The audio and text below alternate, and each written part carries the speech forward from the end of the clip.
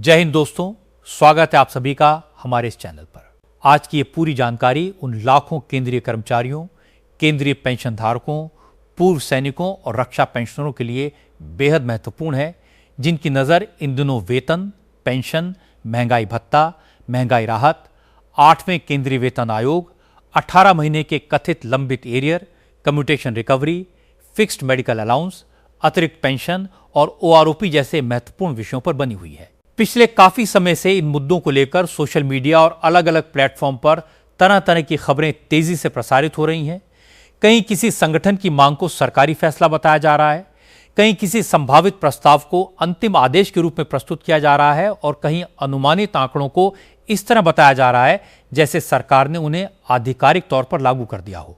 इसलिए आज की इस पूरी रिपोर्ट में हमारा उद्देश्य किसी अपुष्ट दावे को सनसनीखेज बनाना नहीं, बल्कि इन सभी महत्वपूर्ण मुद्दों को व्यवस्थित तरीके से समझना है, ताकि कर्मचारी और पेंशनर ये पहचान सकें कि कौन सी बात मांग है, कौन सी चर्चा है, कौन सा प्रस्ताव है और कौन सी जानकारी वास्तव में आधिकारिक आदेश या सरकारी निर्णय का हिस्सा है। अगर आपको कर्मचारी, पेंशन और सरकारी नीतियों से जुड़ी ऐसी तथ्यपरक जानकारी उपयोगी लगती है तो वीडियो को लाइक करें और चैनल को सब्सक्राइब करके बेल आइकन जरूर सक्रिय रखें, क्योंकि आगे भी हमारा प्रयास रहेगा कि महत्वपूर्ण अपडेट को आसान भाषा में आपके सामने रखा जाए। सबसे पहले बात करते हैं 8वें केंद्रीय वेतन आयोग की, क्योंकि इस समय कर्मचारियों और पेंशनरों के बीच सबसे ज्यादा चर्चा इसी विषय को लेकर दिखाई दे रही है। 8वें केंद्रीय वेतन आयोग से लोगों को काफी उम्मीदें हैं। केंद्रीय कर्मचारी चाहते हैं कि नई वेतन व्यवस्था मौजूदा आर्थिक परिस्थितियों, महंगाई, जीवन यापन की बढ़ती लागत और कर्मचारियों की वास्तविक जरूरतों को ध्यान में रखकर तैयार की जाए। दूसरी तरफ पेंशनर चाहते हैं कि नई व्यवस्था में पेंशन की गणना और संशोधन को इस तरह देखा जाए जिससे लंबे समय तक सेवा देने वाले सेवानिवृत्त कर्मचारियों को भी उचित आर्थिक राहत मिल सके। लेकिन यहां सबसे जरूरी बात यह है कि सोशल मीडिया पर फिटमेंट फैक्टर को लेकर अलग अलग आंकड़े दिखाई दे सकते हैं, न्यूनतम वेतन को लेकर अलग अलग दावे सामने आ सकते हैं और पेंशन में संभावित वृद्धि को लेकर भी अनेक अनुमान लगाए जा सकते हैं। लेकिन किसी अनुमानित आंकड़े को तब तक अंतिम सरकारी निर्णय नहीं माना जा सकता जब तक सक्षम स्तर से आधिकारिक रूप से उसकी पुष्टि न हो। इसलिए 8वें वेतन आयोग के नाम पर सामने आने वाले किसी भी निश्चित आंकड़े को अंतिम वेतन या पेंशन मान लेना उचित नहीं होगा। वास्तविक बदलाव का स्वरूप संबंधित प्रक्रिया, सिफारिशों और सरकार द्वारा लिए जाने वाले अंतिम निर्णय पर निर्भर करेगा। 8वें वेतन आयोग को लेकर एक और विषय काफी चर्चा में रहता है और वो है फिटमेंट फैक्टर। कर्मचारियों के बीच फिटमेंट फैक्टर को लेकर कई तरह की उम्मीदें और गणनाएं चलती रहती हैं। कुछ लोग अलग अलग संभावित गुणांक के आधार पर अपनी नई सैलरी का अनुमान लगाते हैं। इसी तरह पेंशनर भी संभावित फिटमेंट के आधार पर अपनी संशोधित पेंशन की गणना करते दिखाई देते हैं। लेकिन ध्यान रखना जरूरी है कि सोशल मीडिया पर की गई गणना और सरकार द्वारा स्वीकृत वेतन संरचना में अंतर हो सकता है। फिटमेंट फैक्टर केवल एक संख्या नहीं होती, बल्कि इसका प्रभाव पूरी वेतन संरचना पर पड़ता है। मूल वेतन, वेतन मैट्रिक्स, भत्तों और पेंशन के पुनर्निर्धारण जैसे कई पहलुओं को एक साथ देखा जाना होता है। इसलिए किसी एक अनुमानित गुणांक के आधार पर यह कहना कि प्रत्येक कर्मचारी की सैलरी निश्चित रूप से इतनी बढ़ जाएगी या प्रत्येक पेंशनर की पेंशन निश्चित रूप से इतनी हो जाएगी, सही तरीका नहीं होगा। कर्मचारियों और पेंशनरों को इस विषय पर आधिकारिक दस्तावेज और अंतिम निर्णय का इंतजार करना चाहिए। अब इसी से जुड़ी एक और महत्वपूर्ण बात सामने आती है और वो है न्यूनतम वेतन। 8वें केंद्रीय वेतन आयोग के संदर्भ में न्यूनतम वेतन को लेकर भी कई तरह के अनुमान और मांगे सामने आती रही हैं। कर्मचारी संगठनों की ओर से समय समय पर अलग अलग मांगे रखी जाती हैं। इन मांगों के पीछे महंगाई, परिवार की जरूरतें, आवास, शिक्षा, स्वास्थ्य, दैनिक खर्च और जीवन यापन की लागत जैसे अनेक कारण बताए जाते हैं। लेकिन किसी संगठन द्वारा रखी गई मांग अपने आप में सरकार का फैसला नहीं होती। इसी प्रकार किसी रिपोर्ट या सोशल मीडिया पोस्ट में किसी संभावित न्यूनतम वेतन का उल्लेख होने से वो सरकारी न्यूनतम वेतन नहीं बन जाता। जब तक संबंधित प्रक्रिया पूरी होकर आधिकारिक निर्णय नहीं आता, तब तक इन आंकड़ों को संभावित या मांग के रूप में ही देखा जाना चाहिए। अब बात करते हैं महंगाई भत्ते और महंगाई राहत की। केंद्रीय कर्मचारियों के लिए महंगाई भत्ता और पेंशनरों के लिए महंगाई राहत लंबे समय से आर्थिक सुरक्षा का महत्वपूर्ण हिस्सा रहे हैं। महंगाई बढ़ने के साथ कर्मचारियों और पेंशनरों की वास्तविक क्रय शक्ति पर असर पड़ता है। इसलिए डीए और डीआर में संशोधन की खबरें हमेशा महत्वपूर्ण रहती हैं। इसी वजह से सोशल मीडिया पर डीए की संभावित प्रतिशत वृद्धि को लेकर भी कई पोस्ट सामने आती रहती हैं। कुछ जगहों पर 4%, 5% या 6% जैसी संभावनाओं का उल्लेख किया जाता है, लेकिन यहां भी एक स्पष्ट अंतर समझना जरूरी है। संभावित प्रतिशत, कर्मचारी संगठनों की मांग और अंतिम सरकारी घोषणा 3 अलग अलग बातें हैं। जब तक सक्षम प्राधिकरण द्वारा आधिकारिक आदेश जारी नहीं किया जाता, तब तक किसी संभावित प्रतिशत को निश्चित वृद्धि के रूप में प्रस्तुत करना उचित नहीं होगा। वास्तविक संशोधन निर्धारित प्रक्रिया और संबंधित आधिकारिक आंकड़ों के आधार पर तय होता है। महंगाई राहत का विषय पेंशनरों के लिए और भी महत्वपूर्ण हो जाता है, क्योंकि सेवानिवृत्ति के बाद नियमित आय का बड़ा हिस्सा पेंशन पर निर्भर करता है। उम्र बढ़ने के साथ स्वास्थ्य, दवाइयों, देखभाल और घरेलू जरूरतों पर खर्च भी बढ़ सकता है। ऐसे में पेंशनरों के संगठन समय समय पर महंगाई राहत की गणना और पेंशन व्यवस्था में सुधार की मांग उठाते रहे हैं। कुछ संगठन चाहते हैं कि महंगाई से राहत देने की व्यवस्था अधिक प्रभावी बनाई जाए, लेकिन इन मांगों को सरकारी नीति मानना उचित नहीं होगा। किसी मांग को सरकार द्वारा स्वीकार किए जाने और उसे लागू करने के लिए आधिकारिक आदेश आवश्यक होता है। अब आते हैं 18 महीने के कथित लंबित एरियर के मुद्दे पर। यह विषय लंबे समय से कर्मचारियों और पेंशनरों की चर्चाओं में बना हुआ है।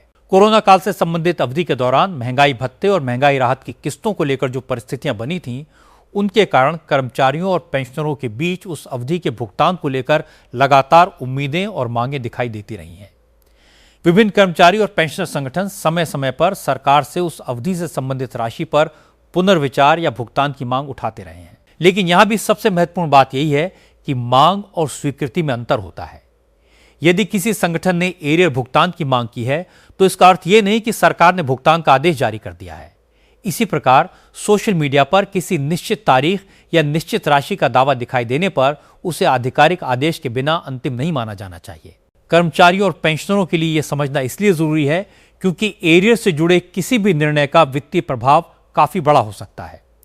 यदि भविष्य में सरकार इस विषय पर कोई निर्णय लेती है, तो उसके लिए स्पष्ट आदेश, पात्रता, अवधि, गणना और भुगतान की प्रक्रिया सामने आएगी।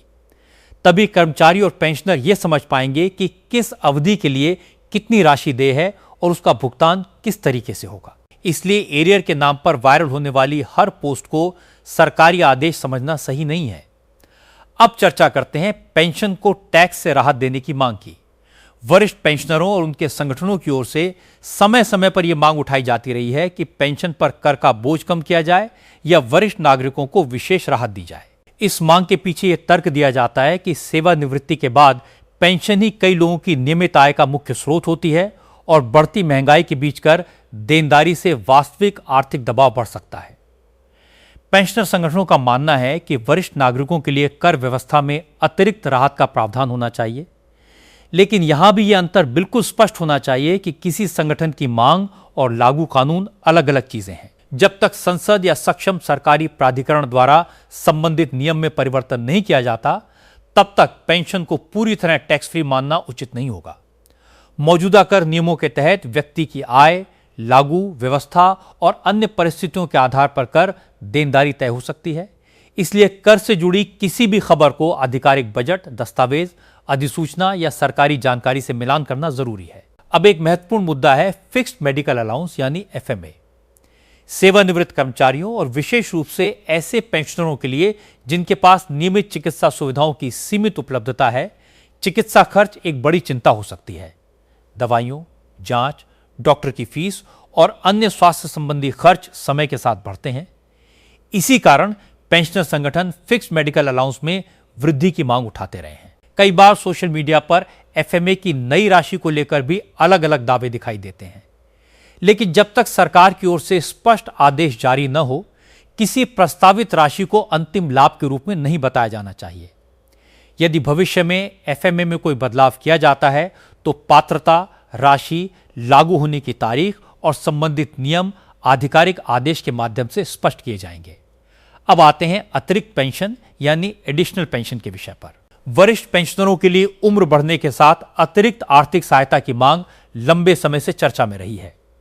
पेंशनर संगठन चाहते हैं कि अतिरिक्त पेंशन का लाभ अपेक्षाकृत कम उम्र से शुरू हो ताकि बढ़ती उम्र के साथ चिकित्सा और घरेलू खर्चों को पूरा करने में सहायता मिल सके। अलग अलग संगठनों और चर्चाओं में 65 वर्ष, 70 वर्ष, 75 वर्ष और 80 वर्ष जैसे आयु वर्गों के आधार पर अलग अलग प्रतिशत की मांगों का उल्लेख किया जाता रहा है। कुछ प्रस्तावों में 65 वर्ष की उम्र से अतिरिक्त पेंशन शुरू करने और आगे अलग अलग आयु वर्ग पर अतिरिक्त प्रतिशत देने जैसी मांगें भी सामने आती हैं, लेकिन इन्हें सरकारी निर्णय नहीं माना जाना चाहिए। ये मांगें या प्रस्ताव हो सकते हैं, जबकि वास्तविक लाभ तभी मिलेगा जब सरकार संबंधित नियम में बदलाव करते हुए आधिकारिक आदेश जारी करे।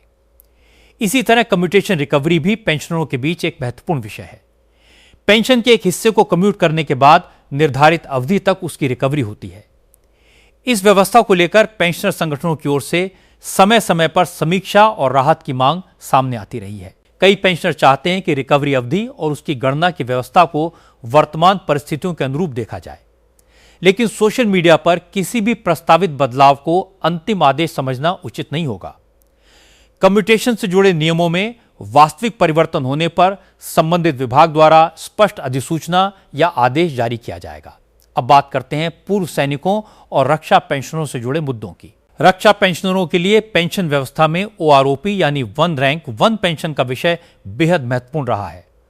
ओआरओपी के माध्यम से समान रैंक और समान सेवा अवधि से संबंधित पेंशनरों के बीच पेंशन समानता के उद्देश्य को आगे बढ़ाया गया। समय समय पर इसके संशोधन और पुनरीक्षण को लेकर भी चर्चाएं होती रहती हैं। रक्षा पेंशनरों की विभिन्न मांगों में पेंशन पुनरीक्षण, एरियर, चिकित्सा सुविधाएं और अन्य सेवा संबंधी लाभ शामिल हो सकते हैं, लेकिन ओआरओपी से संबंधित किसी भी नई राशि, एरियर या संशोधन को आधिकारिक आदेश के आधार पर ही अंतिम माना जाना चाहिए। सोशल मीडिया पर वायरल होने वाली तालिकाएं या गणनाएं उपयोगी संकेत दे सकती हैं, लेकिन वे अपने आप में सरकारी आदेश नहीं होती। अब अगस्त महीने की सैलरी और पेंशन भुगतान से संबंधित जानकारी पर भी ध्यान देना जरूरी है। त्योहारों के समय कुछ स्थानों पर कर्मचारियों या पेंशनरों के भुगतान की प्रक्रिया को लेकर विशेष व्यवस्थाएं की जा सकती हैं। केरल में ओणम त्योहार को ध्यान में रखते हुए अगस्त महीने के भुगतान को लेकर विशेष व्यवस्था की चर्चा सामने आई है, जिसमें संबंधित केंद्रीय कर्मचारियों और पेंशनरों के लिए भुगतान सामान्य तारीख से पहले किए जाने की व्यवस्था का उल्लेख किया गया है। लेकिन इस जानकारी को पूरे देश के सभी केंद्रीय कर्मचारियों और पेंशनरों पर लागू मानना सही नहीं होगा। किसी विशेष राज्य या क्षेत्र में स्थानीय परिस्थितियों के कारण भुगतान की अलग व्यवस्था हो सकती है। इसलिए यदि किसी कर्मचारी या पेंशनर को अपनी व्यक्तिगत सैलरी या पेंशन की तारीख जाननी है, तो उसे अपने विभाग, संबंधित बैंक या आधिकारिक भुगतान सूचना को प्राथमिकता देनी चाहिए। यहां एक बहुत महत्वपूर्ण सावधानी भी समझना जरूरी है। सैलरी और पेंशन की तारीख को लेकर सोशल मीडिया पर एक राज्य की सूचना दूसरे राज्य के लिए भी प्रसारित कर दी जाती है। इससे भ्रम पैदा होता है। केंद्रीय कर्मचारी होने का अर्थ यह नहीं कि हर कर्मचारी की बैंक क्रेडिट तारीख हर परिस्थिति में बिल्कुल समान होगी। विभागीय प्रक्रिया, बैंकिंग सिस्टम, अवकाश, त्योहार और संबंधित भुगतान व्यवस्था का प्रभाव पड़ सकता है। इसलिए किसी वायरल पोस्ट में दी गई तारीख को अंतिम मानने के बजाय संबंधित आधिकारिक सूचना को देखना बेहतर है। अब टैक्स संशोधन से जुड़ी उस चर्चा पर आते हैं जिसने 8वें वेतन आयोग को लेकर काफी भ्रम पैदा किया है। कई बार संसद में आने वाले किसी टैक्स या कानून संशोधन को सीधे कर्मचारियों की सैलरी और पेंशन से जोड़कर सोशल मीडिया पर प्रस्तुत किया जाता है। यदि किसी विधेयक में electronics, mobile phone, laptop, computer, tablet, server या अन्य उपकरणों से संबंधित टैक्स प्रावधानों में बदलाव होता है, तो उसका सीधा अर्थ यह नहीं है कि केंद्रीय कर्मचारियों की सैलरी बढ़ा दी गई है। टैक्स कानून का अपना अलग उद्देश्य और कानूनी क्षेत्र होता है। 8वां वेतन आयोग अलग प्रक्रिया का विषय है। इसलिए केवल किसी टैक्स संशोधन को देखकर फिटमेंट फैक्टर, न्यूनतम वेतन या पेंशन वृद्धि तय मान लेना सही नहीं होगा। इसी तरह सोशल मीडिया पर यह दावा भी दिखाई दे सकता है कि किसी विशेष बिल के कारण कर्मचारियों को तुरंत नई सैलरी मिल जाएगी। ऐसी खबरों को बहुत सावधानी से देखना चाहिए। वेतन आयोग से जुड़े निर्णय के लिए अलग आधिकारिक प्रक्रिया होती है। आयोग की संरचना, संदर्भ शर्तें, सिफारिशें, सरकार द्वारा उनका परीक्षण और अंतिम स्वीकृति जैसे चरण महत्वपूर्ण हो सकते हैं। जब तक यह प्रक्रिया पूरी होकर आधिकारिक निर्णय सामने नहीं आता, तब तक किसी अनुमान को लागू वेतन मान लेना कर्मचारियों के लिए भ्रम पैदा कर सकता है। अब बात करते हैं उन मांगों की जिन्हें कर्मचारी और पेंशनर संगठन लगातार उठाते रहे हैं। इनमें न्यूनतम पेंशन में वृद्धि, महंगाई राहत में सुधार, पेंशन पुनरीक्षण, मेडिकल अलाउंस में वृद्धि, अतिरिक्त पेंशन की उम्र सीमा कम करना, कम्यूटेशन रिकवरी की समीक्षा, लंबित एरियर पर निर्णय और वरिष्ठ नागरिकों के लिए अतिरिक्त आर्थिक राहत जैसी मांगें शामिल हो सकती हैं। इन मांगों को समझना इसलिए जरूरी है क्योंकि कर्मचारी और पेंशनर संगठनों का काम अपनी समस्याओं को सरकार तक पहुंचाना और नीतिगत बदलाव की मांग करना होता है। लेकिन किसी संगठन की मांग तभी वास्तविक सरकारी लाभ में बदलती है जब सक्षम प्राधिकारी उसे स्वीकार करके संबंधित नियम या आदेश जारी करे। इसलिए अगर आपको किसी वीडियो या पोस्ट में यह बताया जाता है कि कोई मांग अब सरकारी आदेश बन चुकी है, तो सबसे पहले आधिकारिक स्रोत तलाशना चाहिए। आदेश संख्या, जारी करने वाला विभाग, जारी होने की तारीख, लागू होने की तारीख और पात्र कर्मचारियों या पेंशनरों की जानकारी जैसे विवरण महत्वपूर्ण होते हैं। केवल आकर्षक थंबनेल, वायरल पोस्ट या किसी वीडियो के शीर्षक को देखकर निर्णय नहीं लेना चाहिए। कर्मचारी और पेंशनर वर्ग के लिए यह सावधानी विशेष रूप से जरूरी है क्योंकि वेतन और पेंशन से जुड़ी गलत सूचना सीधे आर्थिक उम्मीदों को प्रभावित कर सकती है। 8वें वेतन आयोग के संदर्भ में भी यही सावधानी सबसे ज्यादा जरूरी है। एक तरफ कर्मचारियों को उम्मीद है कि नई व्यवस्था में वेतन और भत्तों को बेहतर तरीके से संशोधित किया जाएगा, वहीं पेंशनरों को उम्मीद है कि उनके हितों को भी पर्याप्त महत्व दिया जाएगा। लेकिन किसी भी संभावित वृद्धि को वास्तविक लाभ समझने से पहले आधिकारिक निर्णय देखना जरूरी है। फिटमेंट फैक्टर, न्यूनतम वेतन, पेंशन संशोधन, डीए मर्जर, एरियर और अन्य लाभों से जुड़े आंकड़े तभी निश्चित माने जा सकते हैं जब उनके संबंध में सक्षम स्तर से स्पष्ट घोषणा हो। कर्मचारी और पेंशनर संगठनों की भूमिका यहां महत्वपूर्ण है क्योंकि वे जमीनी समस्याओं को सरकार और संबंधित संस्थाओं तक पहुंचाते हैं। यदि किसी संगठन की मांग है कि न्यूनतम पेंशन बढ़ाई जाए, एफएमए में वृद्धि की जाए या अतिरिक्त पेंशन पहले शुरू की जाए, तो वो मांग सार्वजनिक चर्चा का विषय बन सकती है। लेकिन मांग का स्वीकार होना एक अलग चरण है। यही कारण है कि समाचारों को सुनते समय केवल यह देखना पर्याप्त नहीं कि क्या मांग की गई है, बल्कि यह भी देखना चाहिए कि सरकार ने उस मांग पर क्या निर्णय लिया है। वरिष्ठ पेंशनरों के लिए अतिरिक्त पेंशन का मुद्दा आने वाले समय में भी चर्चा में रह सकता है।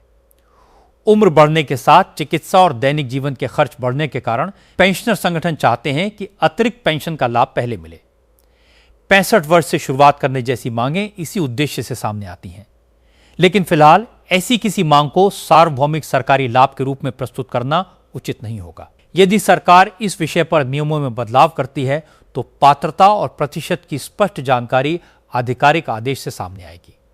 इसी प्रकार फिक्स्ड मेडिकल अलाउंस में वृद्धि की मांग भी पेंशनरों के लिए महत्वपूर्ण है। आज के समय में चिकित्सा खर्च तेजी से बढ़ रहे हैं और सीमित पेंशन पर जीवन बिताने वाले वरिष्ठ नागरिकों के लिए छोटी सी अतिरिक्त सहायता भी उपयोगी हो सकती है। इसलिए पेंशनर संगठन एफएमए में बढ़ोतरी की मांग उठाते हैं। लेकिन जब तक संबंधित मंत्रालय या सक्षम प्राधिकरण से आधिकारिक आदेश नहीं आता, तब तक किसी वायरल राशि को निश्चित लाभ मानना उचित नहीं होगा। अब एक बार फिर 18 महीने के एरियर पर लौटते हैं। इस विषय को लेकर कर्मचारियों और पेंशनरों में लंबे समय से उम्मीद बनी हुई है। एरियर का विषय भावनात्मक और आर्थिक दोनों दृष्टि से महत्वपूर्ण है, लेकिन इसके संबंध में भी किसी निश्चित भुगतान तारीख, निश्चित प्रतिशत या निश्चित राशि को तब तक अंतिम नहीं माना जाना चाहिए जब तक सरकार की ओर से स्पष्ट आदेश जारी न हो। अगर भविष्य में कोई फैसला आता है तो उसमें यह स्पष्ट होना चाहिए कि कौन पात्र होगा, कौन सी अवधि शामिल होगी और भुगतान किस तरीके से किया जाएगा। इसी तरह डीए और डीआर में संभावित वृद्धि को लेकर भी सावधानी जरूरी है। महंगाई भत्ते का संशोधन निर्धारित प्रक्रिया और संबंधित आंकड़ों पर आधारित होता है। सोशल मीडिया पर पहले से कोई प्रतिशत बताना केवल अनुमान हो सकता है। इसलिए जब तक आधिकारिक घोषणा नहीं होती, तब तक कर्मचारी अपनी वित्तीय योजना केवल वायरल प्रतिशत के आधार पर न बनाएं। यही बात पेंशनरों पर भी लागू होती है। केंद्रीय कर्मचारियों और पेंशनरों के बीच एक और महत्वपूर्ण चिंता यह रहती है कि नई वेतन व्यवस्था का पेंशन पर कितना प्रभाव पड़ेगा। यदि वेतन संरचना में व्यापक बदलाव होता है तो पेंशन पुनरीक्षण से जुड़े पहलू भी महत्वपूर्ण हो सकते हैं, लेकिन इसका वास्तविक स्वरूप संबंधित सिफारिशों और अंतिम सरकारी निर्णय पर निर्भर करेगा। इसलिए यह कहना कि किसी विशेष कर्मचारी या पेंशनर की राशि निश्चित रूप से इतनी हो जाएगी, आधिकारिक आदेश के बिना उचित नहीं है। दोस्तों, आज की पूरी जानकारी का सबसे महत्वपूर्ण संदेश यही है कि कर्मचारी और पेंशनर वर्ग को खबर और अफवाह के बीच अंतर समझना होगा। सरकारी आदेश, आधिकारिक अधिसूचना, कर्मचारी संगठन की मांग, संभावित प्रस्ताव, मीडिया रिपोर्ट और सोशल मीडिया पोस्ट एक जैसी चीजें नहीं होती। एक मांग सरकार के सामने रखी जा सकती है, उस पर चर्चा हो सकती है, किसी समिति या आयोग के स्तर पर विचार हो सकता है और बाद में सरकार उसे स्वीकार या अस्वीकार कर सकती है। इसलिए इन चरणों को एक दूसरे से अलग रखना बेहद जरूरी है। आप सभी के लिए हमारी कोशिश यही रहेगी कि जब भी किसी विषय पर जानकारी सामने आए तो उसके साथ यह भी स्पष्ट किया जाए कि वो आधिकारिक निर्णय है या अभी चर्चा और मांग के स्तर पर है। इससे न केवल गलत सूचना फैलने से बचा जा सकता है, बल्कि कर्मचारी और पेंशनर अपने आर्थिक मामलों में बेहतर निर्णय भी ले सकते हैं। आने वाले समय में 8वें केंद्रीय वेतन आयोग, महंगाई भत्ता, महंगाई राहत, पेंशन संशोधन, 18 महीने के एरियर, एफएमए, कम्यूटेशन रिकवरी, अतिरिक्त पेंशन और रक्षा पेंशन से जुड़े विषय लगातार महत्वपूर्ण बने रह सकते हैं। इन सभी विषयों में सबसे ज्यादा जरूरी है आधिकारिक अपडेट पर नजर रखना। कोई भी बड़ा निर्णय आने पर उसकी लागू होने की तारीख, पात्रता और नियमों को ध्यान से पढ़ना चाहिए। अगर आप केंद्रीय कर्मचारी हैं, पेंशनर हैं, पूर्व सैनिक हैं या आपके परिवार में कोई सरकारी पेंशन प्राप्त करता है, तो ऐसी जानकारी को केवल सुर्खी के रूप में नहीं बल्कि पूरे संदर्भ के साथ समझना आपके लिए फायदेमंद रहेगा। कई बार किसी खबर का एक छोटा हिस्सा सोशल मीडिया पर वायरल हो जाता है और बाकी महत्वपूर्ण शर्तें लोगों तक नहीं पहुंचती। यही कारण है कि हम कोशिश करते हैं कि किसी भी विषय को केवल एक लाइन में नहीं बल्कि उसके पूरे संदर्भ में समझाया जाए।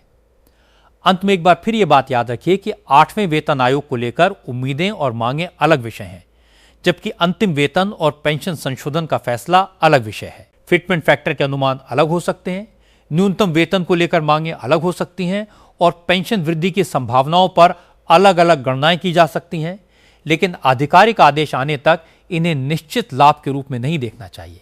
इसी तरह 18 महीने के एरियर, एफएमए वृद्धि, कम्यूटेशन रिकवरी में बदलाव, अतिरिक्त पेंशन की नई उम्र सीमा, पेंशन टैक्स राहत और डीए डीआर फॉर्मूले में बदलाव जैसी मांगों को भी सरकारी निर्णय से अलग करके समझना जरूरी है।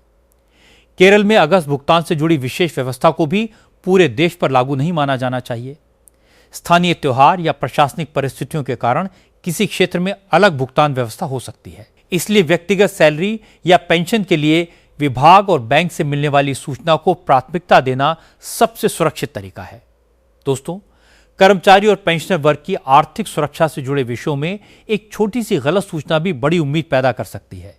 इसलिए हमारी जिम्मेदारी है कि खबर को सनसनी से ज्यादा तथ्य के साथ समझें। यदि किसी खबर में दावा किया जा रहा है कि नई पेंशन लागू हो गई, एरियर का भुगतान निश्चित हो गया, फिटमेंट फैक्टर तय हो गया या किसी भत्ते में निश्चित वृद्धि हो गई है, तो आधिकारिक आदेश देखे बिना उस दावे को अंतिम सत्य न माने। याद रखिए, सरकार की ओर से जारी आदेश में सामान्यतः स्पष्ट जानकारी होती है कि फैसला किस विभाग ने लिया है, किस तारीख से लागू होगा, किन लोगों पर लागू होगा और किन शर्तों के तहत लाभ मिलेगा।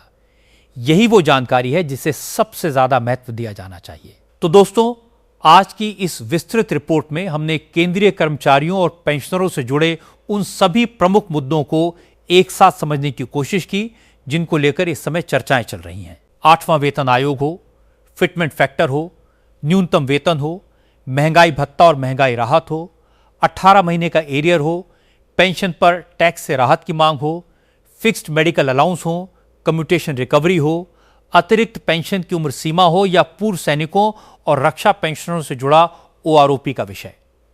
हर मामले में सबसे महत्वपूर्ण बात यही है कि मांग, संभावना और आधिकारिक निर्णय को एक दूसरे से अलग रखा जाए। आप सभी कर्मचारी, पेंशनर, पूर्व सैनिक और रक्षा पेंशनर साथियों का बहुत बहुत धन्यवाद कि आपने इस पूरी जानकारी को ध्यान से सुना।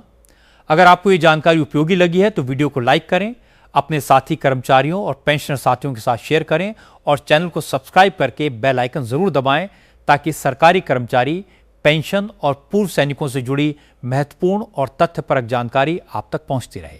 हमारा उद्देश्य किसी अपुष्ट खबर को बढ़ावा देना नहीं बल्कि उपलब्ध जानकारी को सरल भाषा में आपके सामने रखना है।